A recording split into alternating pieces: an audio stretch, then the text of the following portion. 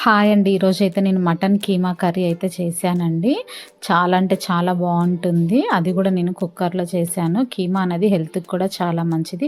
దీనికోసం నేను 300 గ్రామ్స్ కీమాను తీసుకొని శుభ్రంగా కడిగి పక్కన పెట్టుకున్నాను. తర్వాతకి స్టవ్ పైన ఒక కుక్కర్ పెట్టుకొని అందులో ఒక 3 టేబుల్ స్పూన్ అంత ఆయిల్ వేసుకున్నాను. ఆయిల్ హీట్ అయిన తర్వాతకి దాంట్లో షాజీరా అదేవిధంగా కొంచెం ఆహ్, జాజికాయ కూడా వేశానండి. అది కొంచెం చిటపట ఆడిన తర్వాతకి కట్ చేసి పక్కన పెట్టుకున్నటువంటి ఆనియన్స్ వేశాను. ఆనియన్స్ నేను ఇక్కడ 2 వేశానండి. ఎందుకంటే మనం కీమా అనేది దగ్గరికి వండుతాం కాబట్టి కొంచెం గ్రేవీ లాగా మంచి కలుపుకోవడానికి ఉండాలి కాబట్టి నేను 2 వేశాను.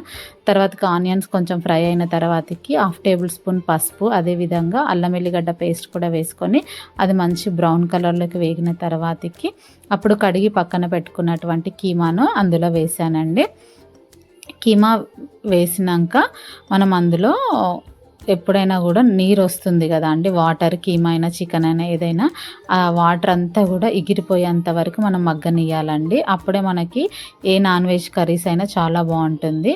దాంట్లో నేను సరిపోయినంత సాల్ట్ కూడా వేసుకొని మూత పెట్టానండి. తర్వాతకి ఒక 2-3 మినిట్స్ అయిన తర్వాతకి ఆ కీమాలో ఉన్నటువంటి వాటర్ అంతా కూడా ఇందులో మిరియాల పొడి, అదేవిధంగా కారం కూడా వేసుకొని, గరం మసాలా కూడా వేసుకొని ఒక 2 నిమిషాలు మంచిగా మగ్గనివ్వాలి.